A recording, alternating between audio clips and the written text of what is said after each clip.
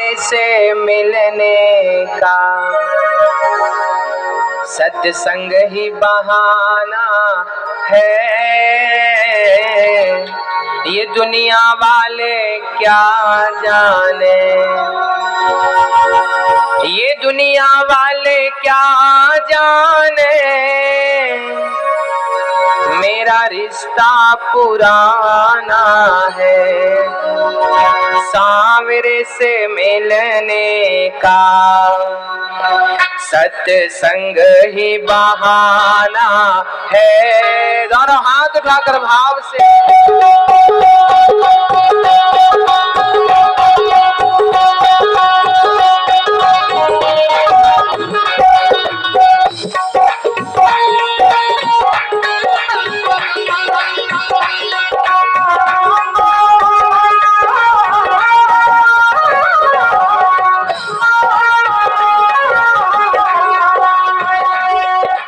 दुनिया वाले क्या जाने, दुनिया वाले क्या जाने, दुनिया वाले क्या जाने, दुनिया वाले क्या जाने, सांवरे से मिलने का, मेरे सांवरे से मिलने का सत्संग ही बहाना है। सांवरे से मिलने का सत्संग ही बहाना है। चलो सत्संग में चले, आजी चलो सत्संग में चले, हमें हरि गुणगान चलो सत्संग में चले, हमें हरि बोल सांवरे से मिलने का।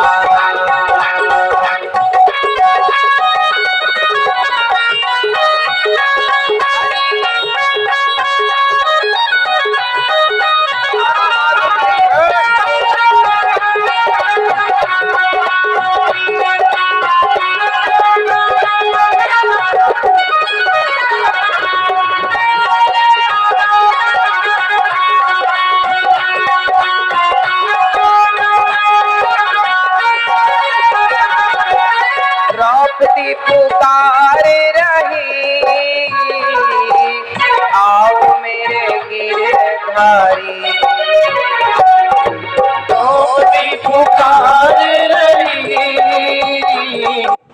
आओ मेरे गिरधारी, द्रौपदी पुकार रही,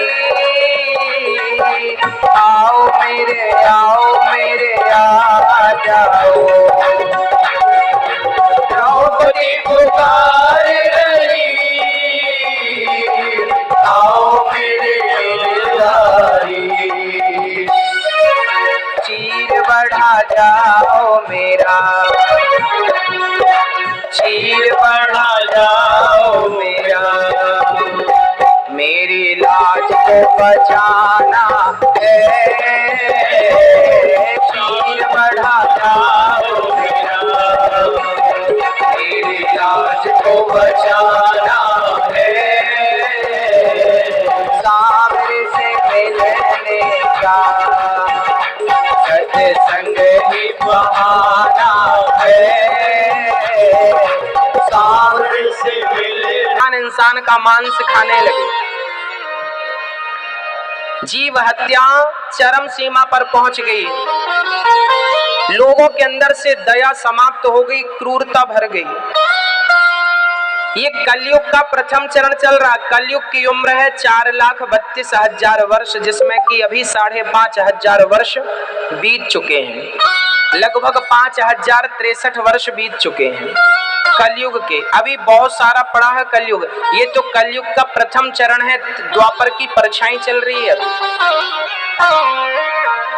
बहुत भयंकर कलयुग है ये। अभी तो ठीक ठाक है, आने वाले समय पे और भी आपको बहुत कुछ देखने को मिलेगा। अभी हम लोग ये देखते हैं कि इंसान इंसान का मांस खाने लगा, बस अभी तो कलयुग में इतना ही बहुत है। अभी तो आप इतना ही देखिए, आजकल बेटे अपने माँ बाप को घर से निकालने लगे, ये युग का प्रभाव है। आजकल लोग गाय की सेवा नहीं कुत्तों की सेवा में लगे हैं, ये भी कलयुग का ही प्रभाव है, ये युग प्रभाव है। प्रिय भक्तों, जब कलयुग बढ़ा तो कलयुग के भक्तों के लिए व्यास जी बड़े खिन्न हो गए। सरस्वती नदी के तट पर बैठकर 17 पुराण लिख डाले, पर कोई शांति नहीं। तब व्यास जी उदास बैठे थे। नारद जी आए, नारायण नारायण जपते हुए। नारद जी ने कहा, व्यास जी आप बड़े उदास बैठे हैं, क्या हुआ? व्यास जी ने कहा, महाराज मैंने 17 पुराण लिख दिए पर मुझे शांति नहीं मिली, क्या करूं मैं? नारद जी बोले, आपने अभी तक श्रीमद् भागवत पुराण नहीं लिखा, लिखिए। व्यास जी बोले, मैं किस आधार पर लिखूं? तब व्यास जी को नारद जी ने 4 श्लोक सुनाए। अहमेवासमेवाग्रे नान्यद्यद सत्सत् परम पश्चादहम यदि तच्चयो वशिष्येत सोऽस्म्यहम्। ऋतेर्थम यत् प्रतीयेत ना प्रतीयेत चात्मनि तद विद्यादात्मनो माया यथा भासो यथा तमः। आज भागवत जी की रचना व्यास जी ने की। नारद जी बोले, मैं पिछले जन्म में दासी पुत्र था, पर भगवान की कथा सुनी, संत की सेवा की। अच्छा याद रखना, संत की सेवा बहुत कुछ देख के जाती है। नारद जी बोले, नारद जी के पूर्व जन्म की कथा जरा ध्यान से सुनिए। नारद जी बोले, पिछले जन्म में मैं दासी पुत्र था, मेरी माँ घर घर बर्तन धुलती थी, काम करती थी। एक दिन मेरे गांव में कुछ संत आए, हमने संतों के चरण दबाए, संतों की सेवा करी, संतों का जूठन प्रसाद खाया। संतों ने मुझे मंत्र दिया, नारायण। क्या मंत्र दिया? नारायण। ये मंत्र देकर संत वहां से जाने लगे, तो मैं भी पीछे पीछे जाने लगा। तो मेरी माँ ने हाथ पकड़ लिया, बेटा अभी तू मत जा। संतों ने भी रोका, बेटा तू छोटा है, तेरी माँ अभी तेरे सहारे है। मैं रुक गया। एक दिन मेरी माँ गाय दोहने गई तो माँ को सांप ने डस लिया, माँ के प्राण निकल गए, माँ मर गई। नारद जी ने कहा, मैंने माँ का पूरा संस्कार किया और मैं उसी मार्ग पर चल पड़ा जिस मार्ग पर संत आगे गए थे। जंगल में जाकर मैंने वो मंत्र का जाप किया, नारायण नारायण नारायण। मन लगाकर जब मैंने मंत्र का जाप किया। अच्छा मैं आप लोगों से निवेदन करता हूँ, कई बार आप लोग ना भक्ति इसलिए नहीं करते क्योंकि आपका मन नहीं लगता। हम आपसे कहते हैं भगवान का नाम जपा करो, कलयुग केवल नाम आधारा, कलयुग में नाम की बड़ी महिमा है। आप कहते हैं गुरुजी मन नहीं लगता, हम कहते हैं मन को जाने दो जहां जाए, मन ना लगे सो ना लगे। देखिए शुरुआती दौर पे मन नहीं लगता। बच्चे को जब आप स्कूल भेजते हैं ना, पहली बार तो रोता है, जाते समय रोता नहीं, वो ठीक से स्कूल नहीं जाता, पर धीरे धीरे जब वो स्कूल जाने लगता है, उसे पढ़ाई समझ आने लगती है, उसे अच्छा लगने लगता है, तो फिर वो अपने से तैयार होता है, अपने से स्कूल जाता है, फिर उसे जिद करना नहीं पड़ती। शुरू में तो वो मचल रहा था, शुरू में तो जिद कर रहा था, नहीं जाऊंगा स्कूल नहीं जाऊंगा, रो रहा था, जमीन पर लौट जा रहा था, पर उसी को जब पढ़ाई समझ में आई, बात समझ में आई कि पढ़ाई से मेरा भविष्य तय होगा, तो वो अपने मन से स्कूल जाने लगा।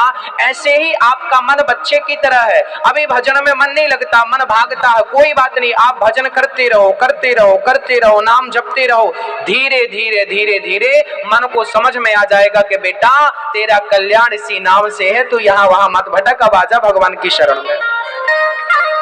आप लोग कहते हैं कि मन लगेगा तब भजन करेंगे, तो ऐसे में आपके 50 जन्म बीत जाएंगे, ऐसा होने वाला नहीं है। आप कहते हैं मन लगेगा तो भजन करेंगे ना, पहले भजन करो, मन बाद में लगेगा, धीरे धीरे लगेगा, एकदम से नहीं लगेगा। पहले आप भजन करो, आदत तो बने। जन्म जन्म से भटक रहा है मन, एक बार में कैसे कंट्रोल हो जाएगा भाई? भगवान में लगाइए, धीरे से मन कंट्रोल होगा, धीरे धीरे। राम राम जपते रहो, राम राम सीता राम नारायण जपते। नारद जी बोले मेरी जवानी देखिए भजन में क्या लगाना पड़ता है। नारद जी ने अपना लड़कपन, अपनी जवानी, अपना बुढ़ापा न्यौछावर कर दिया। और जब बुढ़ापा लगा, नारद जी नारायण नारायण नारायण जाप करते करते करते बुढ़े हो गए। तब आकाशवाणी हुई, नारद जी ने कहा प्रभु क्या आपका दर्शन मुझे नहीं होगा? तब भगवान की एक झलक नजर आई, अंतर्धान हो गई। नारद जी पुकारने लगे प्रभु कहाँ चले गए आप, कहाँ चले गए भगवान? तब आकाशवाणी हुई पुत्र तुझे इस जन्म में मेरा दर्शन नहीं मिलेगा, अगले जन्म में मेरा दर्शन तुझे प्राप्त होगा। वही बालक इस जन्म में ब्रह्मा के पुत्र नारद के रूप में प्रकट भये। किस रूप में प्रकट भये? भक्ति क्या करती है? आज भक्ति करेंगे तो फल आज नहीं मिलेगा। किसान खेत में गेहूं बोया तो जिस दिन बोया क्या उसी दिन काट लिया? कहो भैया जी, उसी दिन काट लिया? गेहूं की फसल आने में भी 3 से 3.5 और 4 महीने लग जाते हैं, आया ना? 3-4 महीने लग जाते हैं। जब गेहूं की फसल आने में 4 महीने लगते हैं तो भजन करोगे तो भजन की फसल आज ही आ जाएगी क्या? अरे भजन की फसल आज तुम बो रहे हो, इस जन्म में बोएंगे तो अगले जन्म में काटने को मिलेगी। जो कल बोई थी वो आज मिल रही है, जो आज बोई है वो कल मिलेगी। आज जो तुम पहन रहे हो, जो तुम खा रहे हो, ये सब तुम्हारे पिछले जन्म का पाप और पुण्य है। पिछले जन्म में आपने कोई अच्छा काम किया होगा तो इस जन्म में आप बढ़िया सा पहन रहे हो, बढ़िया सा खा रहे हो, आपका बेटा है, बढ़िया सी पत्नी है, आपका भरा हरा परिवार है। जो पिछला किया था वो आज मिल रहा, जो आज कर रहे हैं प्रेजेंट में वो आप कल के लिए कर रहे हैं। हाँ? धान काटे सो गेहूं बोया। एक आदमी चावल खा रहा था। किसी ने कहा भाई साहब चावल खा रहे हो, रोटी भी तो खाओ, आप बस सब्जी चावल खाए जा रहे हो, सब्जी चावल चावल सब्जी चावल सब्जी चावल, रोटी खाओ। बोले हम रोटी 4 महीने बाद खाएंगे। क्यों खाएंगे 4 महीने बाद? बोले अभी धान की फसल आई है तो धान कूट के खा रहे हैं, धान कूट के चावल बना, चावल खा रहे हैं। अब चावल सब्जी चावल खा रहे हैं, अब गेहूं बो दी, अब गेहूं की फसल आएगी तो रोटी खाएंगे, तब तक ये कम पड़ जाएगा तो वो आ जाएगा। तो जो कल बोया था वो आज खा रहे हैं, जो आज बोए हैं वो कल खाएंगे। ये ईश्वर का संतुलन है। इसलिए आप जो कर रहे हैं वो अच्छा करते जाइए, करते जाइए, करते जाइए, अच्छा होगा आपके साथ। नारद जी की पूरी जिंदगी, जवानी, बुढ़ापा बीत गया भगवान के भजन में, और उसी भजन का प्रभाव ये हुआ कि आप ब्रह्मा के पुत्र बनकर प्रकट भये और उसके बाद आप स्वतंत्र हो गए। आप कभी भी स्वर्ग लोग जाएं, कभी भी मृत्यु लोग जाएं, कभी भी वैकुंठ जाएं, तब भगवान के दर्शन की एक झलक पाने को तरसते थे। और भजन का प्रभाव ये हुआ कि अब जब मन करता है नारद जी वैकुंठ जाके भगवान का साक्षात दर्शन कर लेते हैं। ये भजन का प्रभाव है। इसलिए भजन करते रहिए, भगवान का चिंतन करते रहिए। हाँ, व्यास जी ने 18वां पुराण भागवत लिखी, और भागवत कहां से प्रारंभ करते हैं वो भी जरा हम आपको सुनाते हैं। कहां से शुरू हुई जरा सुनिएगा। भागवत प्रारंभ हुई है महाभारत से। कहां से? महाभारत। महाभारत 2 पक्षों में हुआ था। कितने पक्ष थे महाभारत में? कौन कौन से? मैया जी, ओ मैया, कौन कौन से पक्ष थे? पांडव और कौरव। कौरव कितने थे मैया जी? और पांडव कितने थे? पांडव मात्र 5 थे और कौरव बहुत थे। अच्छा, पांडवों की सेना बड़ी कमजोर थी जबकि कौरवों की सेना बड़ी पावरफुल थी। कौरवों के संग कौन कौन था वो समझिएगा। कौरवों के साथ भीष्म पितामह खड़े थे। ये वही भीष्म पितामह है जिनके बाणों का सामना स्वयं भगवान भी नहीं कर सकते थे। अर्थात भगवान के सुदर्शन चक्र में भी पितामह भीष्म को मारने की ताकत नहीं थी। ऐसे दिग्गज थे पितामह भीष्म। पितामह भीष्म कौरवों के साथ खड़े थे। गुरु द्रोणाचार्य जिन्होंने अर्जुन को गांडीव पकड़ना सिखाया, वो गुरु जी किसके संग खड़े हैं? कौरवों के संग। दानवीर कर्ण को आप कम ना आंकिएगा, कर्ण किसके संग खड़े हैं? कौरवों के संग खड़े हैं। ऐसे तमाम जयद्रथ जैसे महाधनुर्धर किसके संग खड़े हैं? कौरवों के संग। पांडवों के संग कौन था? कोई नहीं, केवल एक कृष्ण, वो भी निहत्थे। भगवान कृष्ण ने महाभारत में प्रतिज्ञा ले रखी थी कि मैं अस्त्र शस्त्र नहीं उठाऊंगा। दुर्योधन ने कहा जब ये अस्त्र शस्त्र नहीं उठाएंगे तो ये मेरे काम के नहीं है, बिना जहर का सांप हमारे काम का नहीं। अर्जुन कृष्ण को मांगते हैं और दुर्योधन कृष्ण की सेना को, नारायणी सेना को मांगता है। अर्जुन से भगवान ने कहा तुमने हमें क्यों मांगा कृष्ण, हमारी सेना को मांग लेते। अर्जुन बोले प्रभु हमें तो आपका दर्शन करना था, इसी बहाने आपका मुझे दर्शन होता रहेगा, मुझे युद्ध से कोई लेना देना नहीं है, आपकी चरणों की भक्ति मिलेगी, बस मुझे तो यही चाहिए था, सो मिल गया। अब महाभारत का युद्ध स्टार्ट हुआ। महाभारत के युद्ध में आपने देखा हो बाणों की वर्षा हो रही थी। अर्जुन समझ नहीं पा रहे थे कौन सा बाण चलाएं कौन सा बाण ना चलाएं, समझ नहीं पाए क्या चलाएं क्या ना चलाएं, किसका सामना किससे करें, कोई समझ नहीं थी अर्जुन को। जब महाभारत पूरा हुआ, आपको मैं निर्णय की ओर ले चलता हूं। जब महाभारत पूरा हुआ ना, तब भगवान ने अर्जुन से कहा था अर्जुन अपने रथ से उतरकर दूर खड़े हो जाओ। अर्जुन जैसे ही अपने रथ से उतरकर दूर खड़े भये, उसी क्षण अर्जुन के रथ पर आग लग गई थी, एक भयंकर विस्फोट हो गया था।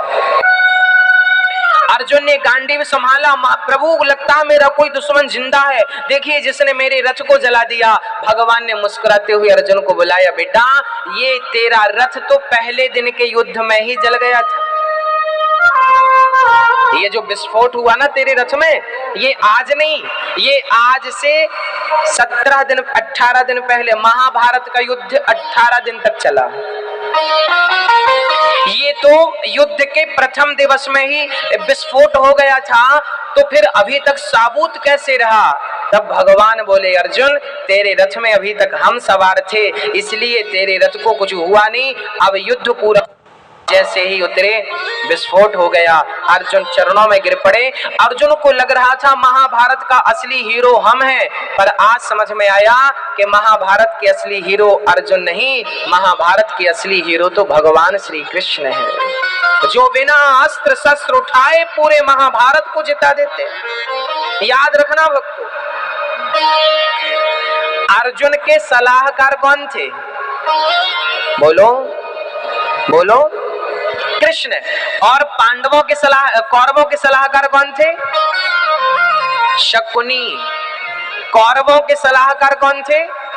शकुनी। और पांडवों के सलाहकार कौन थे? आपकी ताकत कितनी है मायने नहीं रखती, आपका सलाहकार कौन है ये बात मायने रखती है।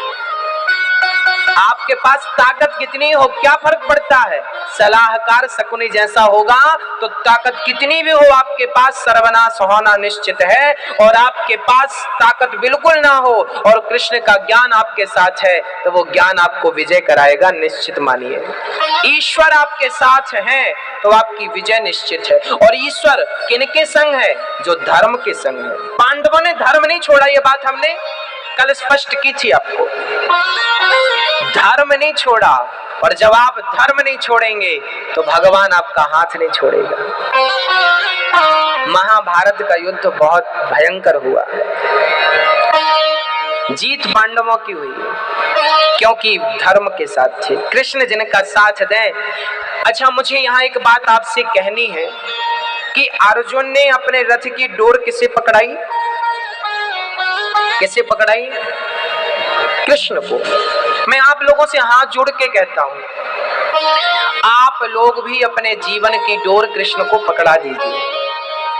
आप ये ना समझिए कि आप कुछ कर रहे हैं, आप ये मान के चलिए कि सब कुछ कन्हैया आप कर रहे हैं, करते हो तुम कन्हैया, मेरा नाम हो रहा है, मेरा आपकी कृपा से सब काम हो रहा है। वैसे भी काम वही करते हैं, हम लोग तो अपनी वाहवाही लूटते रहते हैं। इनडायरेक्ट ईश्वर ही सब काम करते हैं।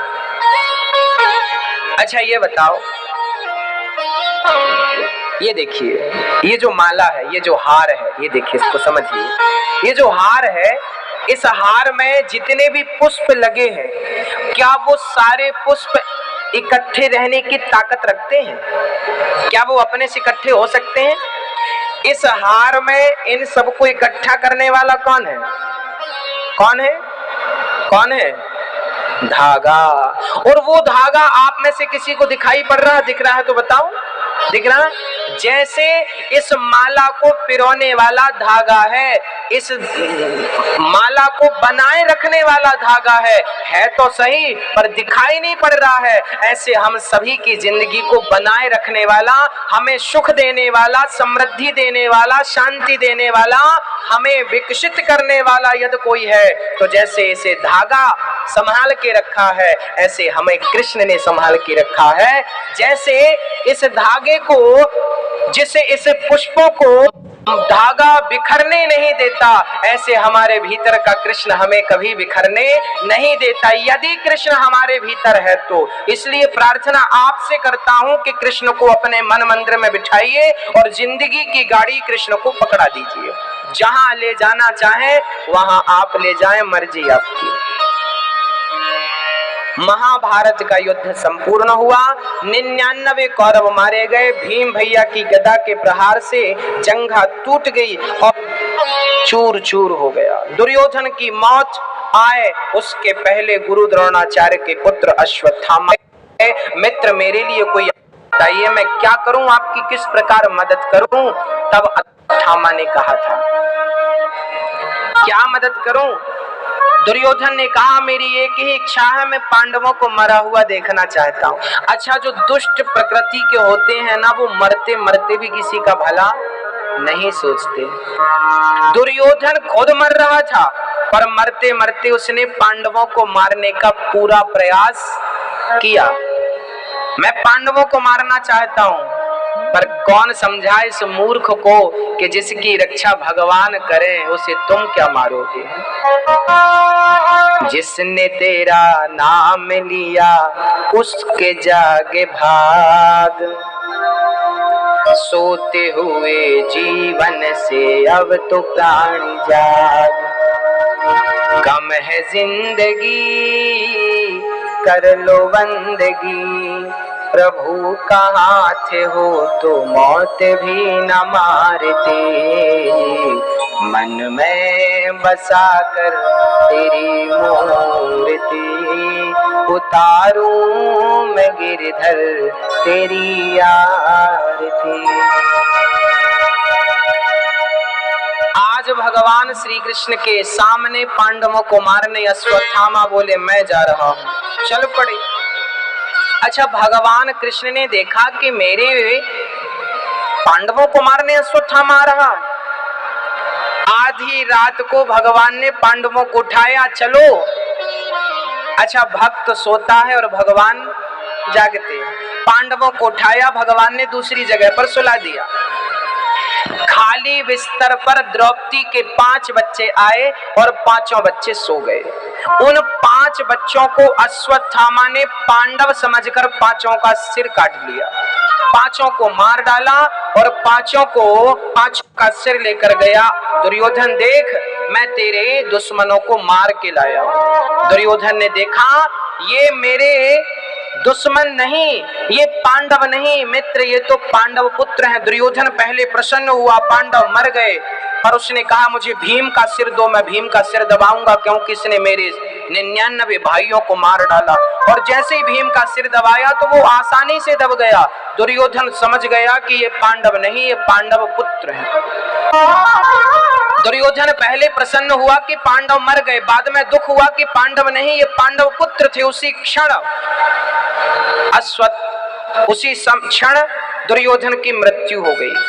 दुर्योधन को श्राप था कि पहले तू प्रसन्न होगा और बाद में दुखी होगा, उसी क्षण तेरी मृत्यु होगी। उसी क्षण मर गया और अश्वत्थामा को लगा कि अब मैं बचूंगा नहीं, भागा। सुबह द्रौपदी ने देखा मेरे बच्चे सोकर नहीं उठे, क्या हुआ? जाकर देखा तो पांचों बच्चे मरे पड़े थे। पांचों बच्चों का सिर अलग था, धड़ तो था, सिर नहीं था।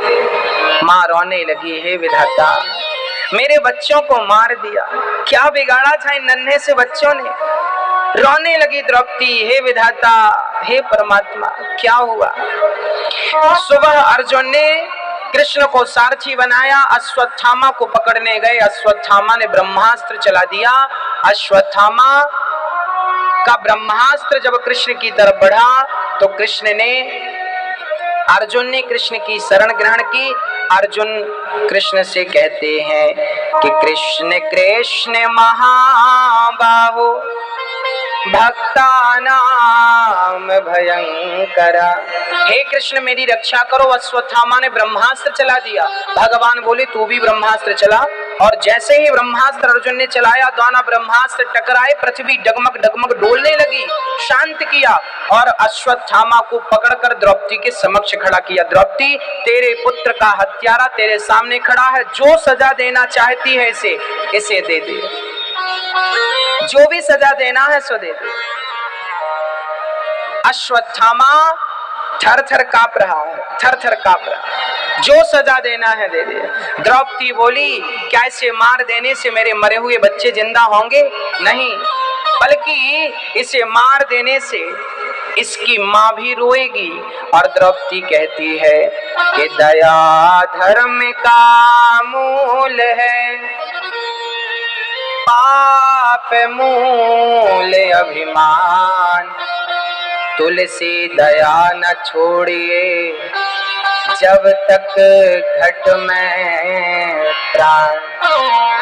दया कब तक करनी चाहिए हमें? जब तक हमारे शरीर में प्राण है। दया धर्म का मूल है।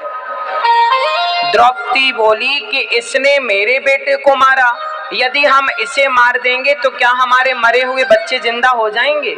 नहीं, बल्कि इसकी मां भी रोएगी इसके लिए, इसलिए इसे मारना उचित नहीं है, इसे मत मारिए। द्रौपदी कहती है इसे मत मारिए। क्यों कह रही है द्रौपदी? क्योंकि द्रौपदी एक मां है, और मां कभी भी अपने बच्चों को दुखी नहीं देखना चाहती। मां भगवान का दूसरा रूप है। माँ किसे कहते हैं? बोले भगवान को माँ कहते हैं। कभी आपको भगवान मिलेंगे देखने के लिए ना, तो भगवान की शक्ल वैसी ही होगी जैसी आपकी माँ की सूरत है। माँ की सूरत से ही भगवान की मूरत मिलती है। ईश्वर में और माँ में कोई अंतर नहीं। जैसी सूरत माँ की वैसी मूरत भगवान की। अच्छा, आप यहाँ जितने पुरुष गण बैठे हैं, मैं आपसे एक छोटा सा प्रश्न करूंगा। बताइए, आप में से कितनों की माएं जिंदा हैं? जिनकी माँ जिंदा है हाथ उठाएं। है? आप नीचे करिए हाथ। अब मुझे ये बताइए कि आपकी माँ जिंदा तो है, आखिरी बार आपने अपनी माँ के पांव कब दबाए? बस ये बता दो। याद है वो तारीख जब आपने अपनी माँ के पांव दबाए? याद है आपको तारीख? भैया जी याद है? आप पांव दबाते हैं अपनी माँ के? कब दबाए आखिरी बार? मैं आपसे एक छोटी सी प्रार्थना करूंगा कि भगवान के मंदिर समय ना मिले तो मत जाना। भगवान के मंदिर जाने की बिल्कुल जरूरत नहीं है, परंतु थोड़ा सा समय माँ के लिए जरूर निकालना। जब भी घर जाया करो काम करके, तो 1 मिनट ही सही अपने माँ के चरणों को जरूर छुआ करो और माँ के चरण दबाया करो। और माँ के चरणों में जो धूल होती है ना मेरे भाई, वही मेरे माथे का चंदन होना चाहिए। कुछ बच्चे ट्रेन में यात्रा कर रहे थे, जवान बच्चे थे, 4-6 बच्चे ट्रेन में बैठे थे। सामने वाली सीट में एक बुढ़ी सी माँ बैठी थी, बूढ़ी सी माँ। वो सारे बच्चे खेल रहे थे। खेलते खेलते एक बच्चे को भयंकर चोट लग गई। चोट लग गई, उसका सर ऐसा लगा बहुत चोट लग गई, फट गया। तभी माँ ने देखा, माँ दौड़ी दौड़ी आई और उसने अपनी साड़ी का एक किनारा फाड़ा और बच्चे के सिर पे कस के बांध दिया। रक्त आ गया था, खून आ गया था। माँ ने फूंकते हुए कहा, बेटा तुझे चोट तो नहीं लगी, ज्यादा दर्द तो नहीं हो रहा है? तब उस बच्चे ने जो जवाब दिया वो समझिएगा। उस बच्चे ने कहा, माँ हम मर्द हैं और मर्द को दर्द नहीं होता। हम मर्द हैं और मर्द को दर्द नहीं होता। तब उस माँ ने जो बात कही शायद वो आपके हृदय तक पहुंचे। वो माँ कहती है कि बेटा तुम मर्दों को दर्द नहीं होता, ये तो सही है, पर तुम मर्दों को पैदा करने में ना हम माँओं को बहुत दर्द होता है। तुम मर्दों को पैदा करने में इन माँओं को बहुत दर्द होता है। और यही बच्चे अपने माँ की सेवा नहीं करते। पत्नी आई तो पत्नी को लेके चले गए, माँ भूखी मर रही है, देखने नहीं आते बच्चे।